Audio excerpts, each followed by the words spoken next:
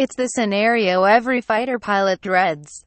Their mind goes blank, they forget their emergency drills, or can't recall their call sign. Their fingers fumble controls. They get disoriented or even lose consciousness. Worst of all, they don't even realize it's happening. These are the symptoms of hypoxia, when the brain doesn't get enough oxygen. It's an insidious condition whose onset makes it difficult to take the simple steps to fight back. Turn on a backup oxygen supply and quickly drop to an altitude where the thicker atmosphere makes it easier to breathe. Though the cause of hypoxia is clear enough, not enough oxygen, no one's quite sure why. The advanced systems designed to keep pilots breathing don't always work properly, or how to prevent problems. It can be a mechanical failure, contamination from exhaust fumes, a malfunctioning pressure suit, or something totally different and unpredictable. Hypoxia's latest victim is perhaps the most advanced weapon ever made. In June, Luke Air Force Base in Arizona grounded its fleet of 55 of F-35s for 11 days after pilots reported problems that sounded a lot like oxygen deprivation. When you are exposed to less than ideal amounts of oxygen, physical coordination decreases, mental clarity decreases, and blackout can occur very quickly, says John Linetti, a materials science professor at Ohio State University, who has spent a decade developing sensors to detect hypoxia in pilots. That's especially daunting for pilots who already deal with a hostile work environment.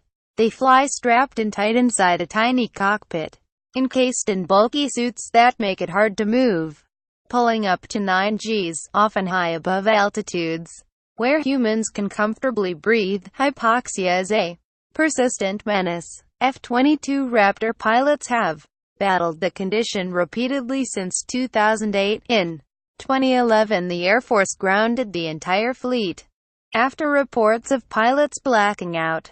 Since then, crews in the Navy's T-45 trainer jet started reporting issues, leading again to the fleet to be largely grounded, and hypoxia-like symptoms have been linked to the deaths of 4 pilots of Navy F/A-18s at Luke Air Force Base. The 5 F-35 pilots reported hypoxia-like symptoms, including dizziness and tingling fingers and toes. The reappearance of the problem on this high-profile, high-tech plane has brought new attention to hypoxia, with the Air Force promising extra training and researchers working on tech fixes. It's the common cold of fighter pilots. It can affect anyone, with no easy cure, with a deadly twist, because it's happening across a range of planes, to different pilots, in different conditions. It's extremely hard to pinpoint any particular cause.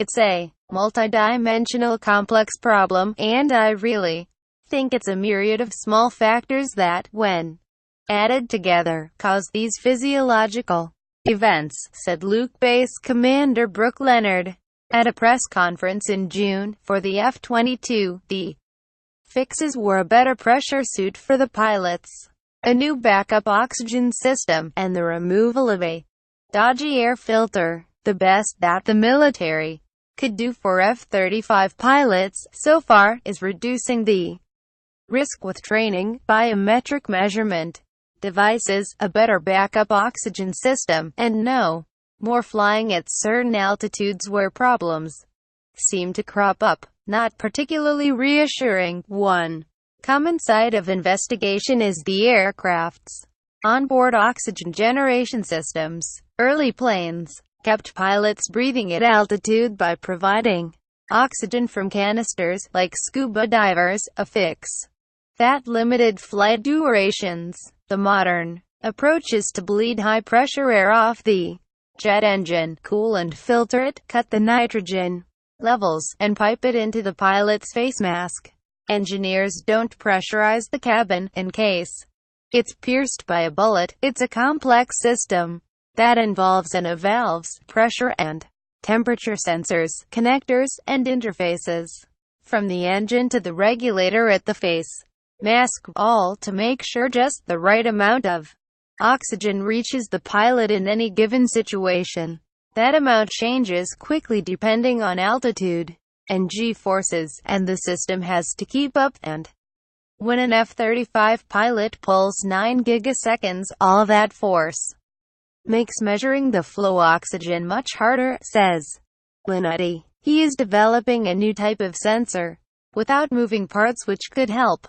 We are working with optical sensors. As the oxygen content of the gas stream drops, sensors increase in brightness, and so they monitor and quantify the amount of oxygen, he says. Similarly, British company Cobham has developed a suite of breathing mask sensors that monitor inhalation and exhalation. The idea is to alert the pilot to any problems before hypoxia sets in, but there's no real solution in the works, and little hope of one anytime soon. In the meantime, the Air Force is relying on pilot training, which includes subjecting them to hypobaric chamber, which simulates the reduced pressure at 25,000 feet. They're told to take off their breathing masks and quickly feel almost drunk.